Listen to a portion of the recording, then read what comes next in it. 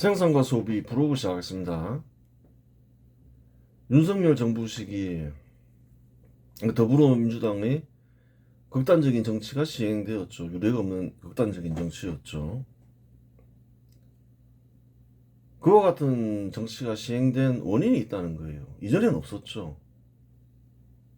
문재인 정부 전까지만 해도 일반 공직자를 탄핵하는 경우는 단 한 차례도 없었다는 거예요. 그래요. 국정을 마비시키고 나쁘게 말하면 정부를 파괴하려는 시도가 있었다는 거예요. 그 원인이 있다는 거예요. 원인이 되는 첫 번째 사건이 있었죠. 기본적으로 더불어민주당 지지자들이 극단적인 정치를 원하지 않는다. 선거 결과를 중시한다. 그러면 시행되기가 어렵죠. 근데 더불어민주당 지지자들이 대부분 극단적인 정치를 수용하게 됐다는 거예요. 선거는 집권을 위한 하나의 수단으로 전락해버린 거죠. 그래요. 두 번째는 이제 본래부터 극단적인 정치를 선호하는 공산주의 세력이 있죠. 그래요. 한국에서는 뭐 PDNL이라고 하지만 뭐 김일성주의나 마르크스 레닌주의나 다 공산주의 한 분파잖아요. 공산주의 세력 맞는 거죠. 공산주의 세력에 장악된 더불어민주당이 있고 전부는 아니라더라도 주류는 그러하죠. 그리고 또 이제 이재명의 사법 리스크가 있었죠. 탈출하고자 하는 욕망이 있었던 거죠. 그런 것들이 이제 결합이 되면서 극단적인 정치가 시행되었다. 그 다음에 이제 그 비상계엄 선포했고 당일날 12월 3일 일단은 이제 수습이 됐죠. 그 뒤 사건을 봐야 되겠죠. 비상계엄이 6시간 만에 해제되었지만 한국은 곧바로 거대한 정치적 폭풍 속으로 빨려 들어갔다. 더불어민주당을 비롯한 야 6당은 계엄 해제 당일인 12월 4일 오후 전시사변 또는 이에 준하는 국가 비상사태가 아님에도 불구하고 국정마비라는 정치적 이유로 계엄을 선포하여 계엄 권력을 남용하였으며 계엄군을 동원하여 국회의사당을 봉쇄하고 국회의원의 출입을 막음으로써 헌법 제77조 제5항에 명시된 국회의 계엄 해제 요구권을 물리적으로 방해했다는 사유로 윤석열 대통령에 대한 탄핵소추안을 국회에 제출했다. 그런 일이 있었죠. 근데 그걸 알아야 돼요. 이거를 소리도 한번 봤는데 헌법을 다시 한번 자꾸 보게 되는데 국정마비, 정부 파괴 행위 이 경우 국회가 그런 일을 했을 때 국회를 상대로 그걸 저지해서는 안 된다. 그런 조항은 없다는 거예요. 국회가 정부를 파괴하는데 그런 이제 일을 아예 생각조차 안 하고 헌법을 만들었겠지만 그런 일을 시도했을 때 뭐 계엄 선포하면 안 된다. 그런 건 없다는 거예요. 국회를 상대로. 누가 그 제재해요? 반국가 행위를 했을 때.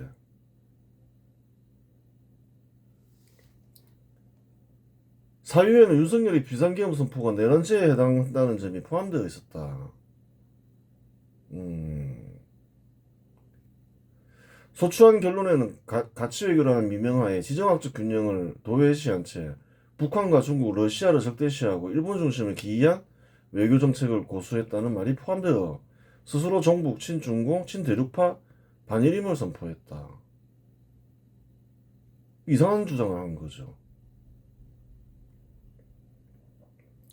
한국에서는 경제적 교류를 하잖아요. 그래요. 뭐 윤석열이 뭐 경제 교류를 못하게 막은 게 아니잖아요. 단지 이제 북한이 뭔가요 핵을 가지고 한국을 위협하니까 저는 계속 얘기했잖아요. 친미 친일 외교를 통해서 그래요. 국방력을 강화시켜야 될 거 아니에요. 근데 그것을 어, 탄핵 탄핵 사유에 넣었더라. 그런 행위를. 그래요. 북한은 중국과 러시아의 정치적으로 연대가 돼 있죠. 6.25 전쟁 때도 그러하고. 달라지냐는 거예요. 달라질 게 없다는 거예요. 영원의 국적이 북한인 이들에게는 친미, 친일, 친해양 외교 정책은 북한의 이익에 반하는 반국가 행위였던 것이다. 반국가 행위의 기준이 다른 거예요. 근대국가 수립 세력 인사 입장에서는 한국을 중심으로 생각하고, 근대국가 수립 반발 세력, 특히 공산주의 세력은 무엇을 중심으로 생각하나요? 북한을 자기 조국이라고 생각하고 북한의 이익에 반하는 행위를 반국가 행위라고 생각한다는 거예요. 명확하게 드러나는 거죠.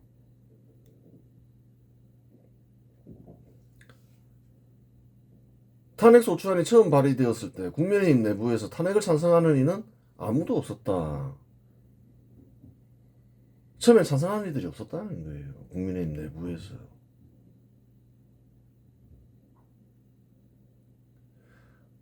그래요. 배신자가 없었다는 거죠. 당대표 한동훈도 비상계엄 선포는 잘못한 일이지만 윤석열 탄핵을 반대했다. 지금은 탄핵을 적극 찬성한 이로 알려져 있지만 처음부터 찬성은 아니었다는 거예요. 반대했다는 거예요. 2024년 12월 5일 오전 국회에서 열린 국민의힘 최고위원회 회의에서 한동훈은 당대표로서 이번 탄핵은 준비 없는 혼란으로 인한 국민과 지지자들의 피해를 막기 위해서 통과되지 않도록 노력하겠습니다. 본인도 탄핵은 막아야 된다 이렇게 주장을 했다는 거예요. 라고 발표하면서 탄핵 반대를 당론으로 결정했다.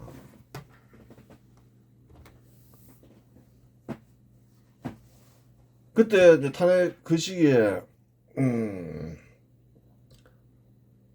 국민의힘 당론은 뭐였나요? 탄핵 반대였죠. 누가 주도해서 만들었나요? 한동훈이 주도해서 만들었다는 거예요. 회의를 통해서. 근데 왜 한동훈을 배신자라고 했냐? 또 그걸 또 알아봐야 되는 거죠. 국민의힘 내부에서 탄핵을 찬성하는 이들이 없으면 윤석열 탄핵안은 가결될 수 없다. 없죠.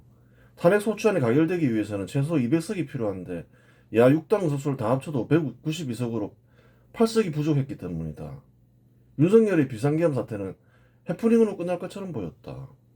뭐 이제 찬성하는 이들이 이제 탄핵 찬성하는 이들이 안 나오면 절대 가결시킬 수가 없는 거죠. 그 해프닝으로 끝나는 거죠. 하지만 12월 6일 한동훈 입장은 돌변했다. 입장이 바뀌었다는 거예요. 자신이 참석한 최고회의를 통해 결정된 탄핵 반대 당론을 뒤집고 윤석열 탄핵은 불가피하다며 탄핵을 찬성한다며 최고회의 없이 단독으로 발표했다. 당론을 뒤집는 발언을 그냥 혼자 결정해서 발표했다는 거예요. 이게 한동훈의 문제인 거죠. 자신이 주도해서 결정한 거잖아요. 당론을. 한동훈은 정치인을 체포하라는 명단이 있는데 한동훈이 포함되어 있었다고 주장했다. 자신이 포함되어 있었다고 주장했죠.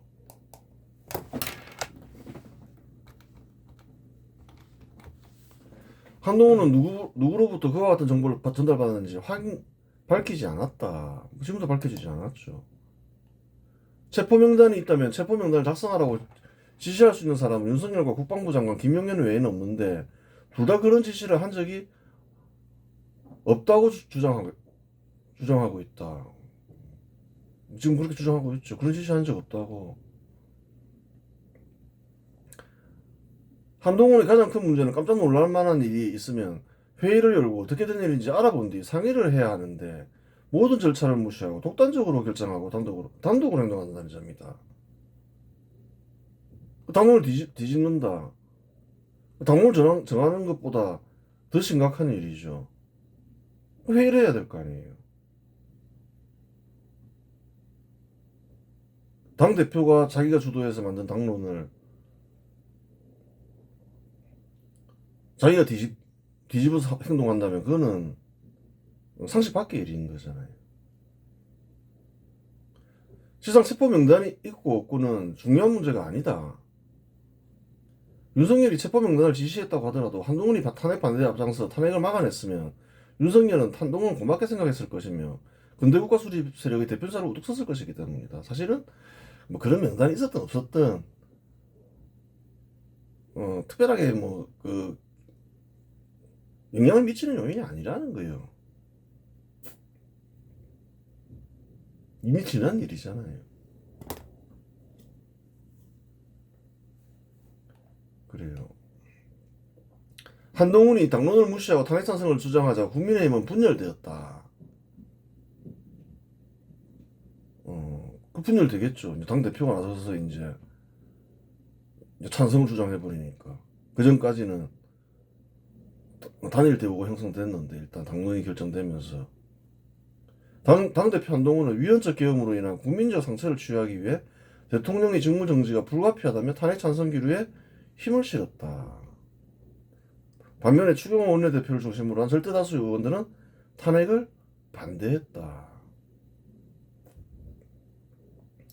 국민의힘 전신인 새누리당 의원들 상당수가 더불어민주당과 결탁하여 박근혜를 탄핵했을 때의 후폭풍은 실로 컸다.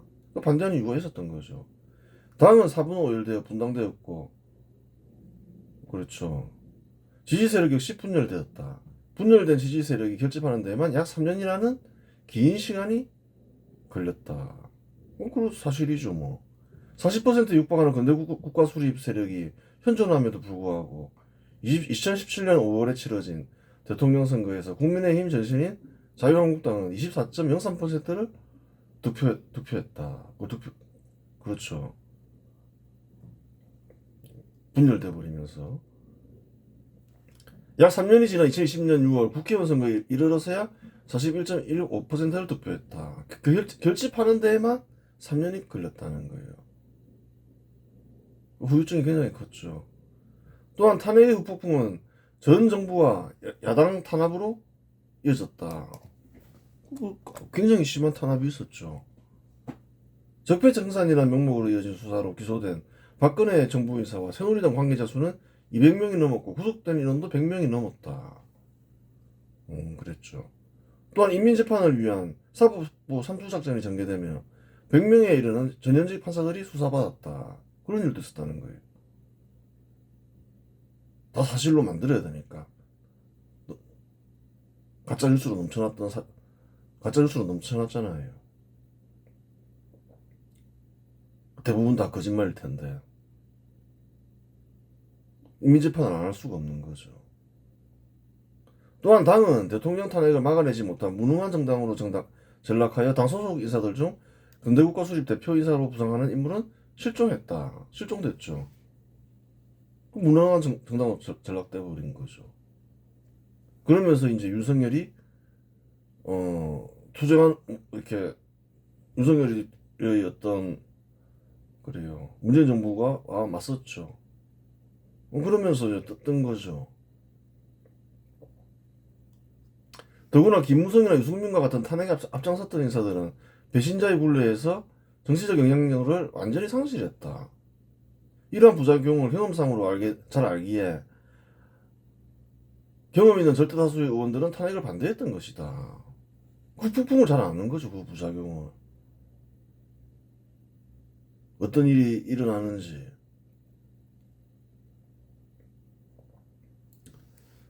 추경호와 절대다수 의원들이 본 데이터는 2017년 참혹한 기록을 통한 미래의 공포였고 한동훈이 본 정체를 알 수 없는 체포명단은 하마터면 큰일 날 뻔한 12월 5일 밤의 과거 공포였다.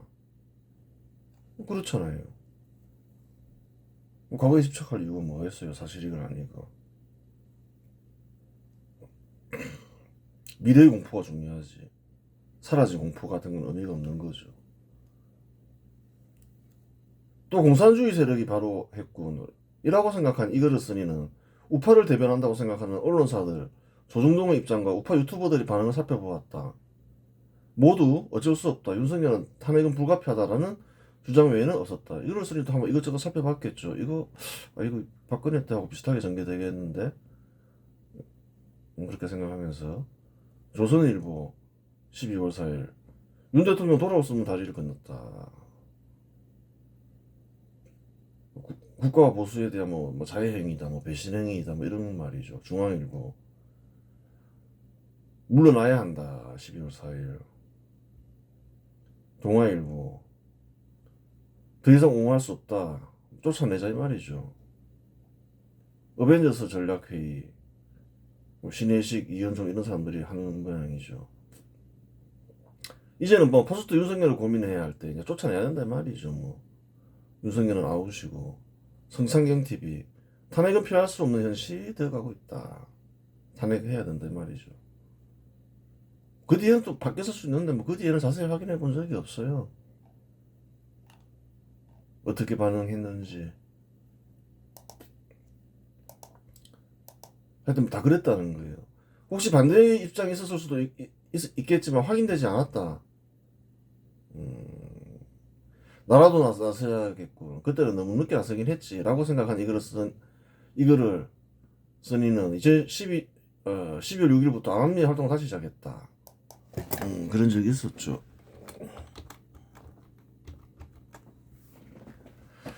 대통령은 국가 원수들로서의 지위가 있고 탄핵 남발로 인한 더불어민주당이 주도하는 국회의 내란을 잠재우기 위해 비상계엄을 선포하여 내란을 잠재울 수 있는 권한이 있다. 어떻게 볼 거냐는 거예요. 그 국회가 국정 마비시키는 뭐 탄핵 남발, 한국에 유례가 없던 감사원장 나중에 국방부 장관까지 탄핵하려고 했잖아요. 어떡할 거냐는 거예요.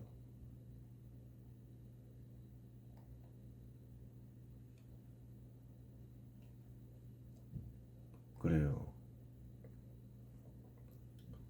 국회라고 하여 내란을 일으켰을 때 내 책임에서 벗어날 수 없다는 말이면 국회가 내란을 일으켰을 때 누가 잠재울 권한이 있겠는가? 당연히 국가 원수인 대통령이다. 즉 국가 원수로서의 지위와 비상계엄을 동시에 발동한 것이라면 아무런 문제가 없다는 말이다. 국가 원수가 그래요. 국회가 정부를 파괴하려 한다. 국방까지 마비시키려 한다. 누군가 해결해야 될 거 아니에요. 해결할 사람이 누가 있나요? 권한을 가지니까. 그 대통령만 말고 누가 있냐는 거예요.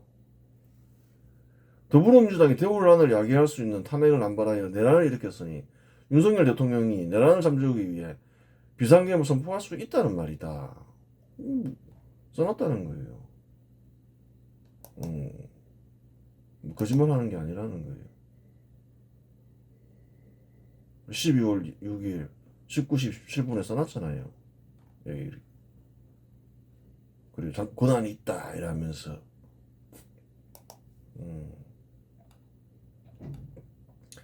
실상 이거를 쓰니까 뭐 법을 아예 모르는 것은 아니지만 따로 이 시대에 유포된 법과 이론을 전문적으로 공부하니는 아니니 법에 대해 왈가왈부할 입장은 아니었다. 약간 뭐 창피하긴 했지만 뜻이 같이 하는 인사들이 있어 나설 것이라는 확신하에 일단 밀어붙였다.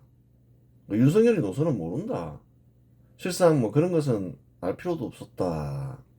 1945년에서 1948년 사이 건국시기 근대국가 수립 세력 사이에도 저마다 노선은 다양했죠. 다양했지만 국가 공산주의 세력과 투쟁할 때는 노선 가지고서 왈가왈부하지 않았고 힘을 합쳐 공산주의 세력에 맞서 투쟁했던 것이다.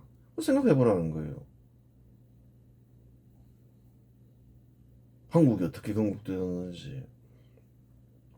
이후에 우파 이사들 사이에 윤석열은 계몽주의자라고 알려졌다. 노선이 계몽주의인가 보다. 이렇게 생각할 수 있는 거죠. 널리 그렇게 알려져 있죠. 12월 7일 오후 야권은 192석이라는 결집된 화력을 바탕으로 국민의힘 내부 이탈표 8석만 확보하면 탄핵이라는 그사를 완수할 수 있다고 확신했다.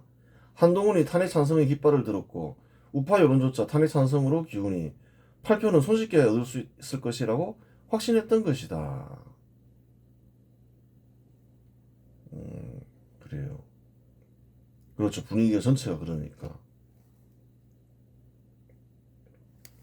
하지만 막상 뚜껑을 열자 상황은 야권의 시나리오대로 흘러가지 않았다. 본회의가 시작되자 국민의힘은 집단 퇴장을 결정했다. 투표에 참여하는 것 자체가 탄핵에 동조하는 행위를 비칠 것을 우려한 전략적 선택이었다. 300명의 국회의원 중 야권 192명만이 자리를 지킨 가운데 투표가 성립되기 위해 필요한 의결 종족수에 단 8명이 부족한 일촉즉발의 상황이 전개되었다. 국민의힘 의원은 안철수, 김재석, 김혜지와 투표에 참여했지만 최종 투표인원은 의결 종족수에 미달했고 윤석열 대통령 탄핵 소추안은 사실상 부결 처리되었다. 그렇게 되었다는 거예요. 그래요. 이번 시간에서 마치겠습니다.